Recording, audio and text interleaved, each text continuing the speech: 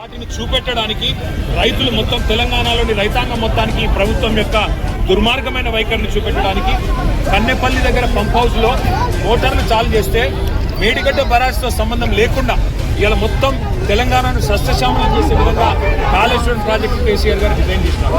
ఇవాళ బ్యారేజ్తో సంబంధం లేకుండా మేడిగడ్డ బ్యారేజ్ గేట్లతో సంబంధం లేకుండా మరి 93.5 మీటర్ల ఎత్తులో గోదావరి ప్రవహిస్తే చాలు ఈ నీళ్లు కన్నెపల్లి పంప్ హౌస్ లో మోటార్లు చాలు చేస్తే బ్రహ్మాండంగా నీళ్లు ఇవ్వచ్చు, రైతులు నాట్లు వేసుకోవచ్చు. ఆ నీళ్లను చూపెట్టడానికి పోతుంటే ఇవాళ మమ్మల్ని జనగామలోనే అడ్డుకునే ప్రయత్నం చేస్తూ ఉన్నారు. ఈ ప్రభుత్వానికి ఇంత భయం ఎందుకని నేను అడుగుతున్నాను. కింద 1,00,000 క్యూసెక్కుల నీళ్లు వృధాగా పోతుంటే చేతగాని ముఖ్యమంత్రి నీళ్లు ఒకవేళ ఇస్తే మళ్ళా యూరియా ఇవ్వాలి, నీళ్ళు ఇస్తే పంట కొనాలి, మద్దతు ధర ఇవ్వాలి, నీళ్ళు ఇస్తే నీళ్లు వస్తే బోనస్ ఇవ్వాలి.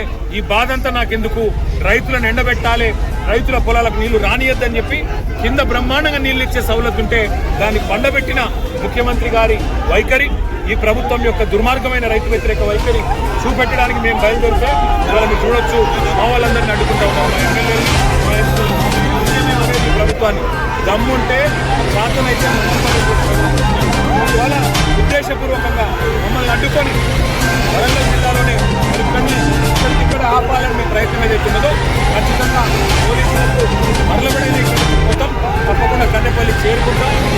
అక్కడ ప్రవహిస్తున్న 1,00,000 క్యూసెక్కుల నీళ్లను రైతులకు చూపెడతాం. తెలంగాణలో ప్రభుత్వం శాతగాని ప్రజల ప్రభుత్వంలో తప్పకుండా తెలంగాణ రైతాంగాన్ని మొత్తం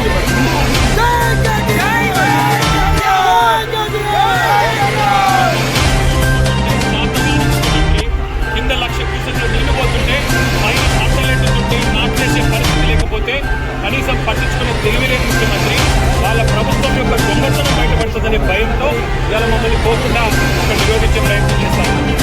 5 గంటల నుంచి అరెస్ట్ చేస్తున్నారు. 100% రేవంత్ రెడ్డి అనే సన్నాసి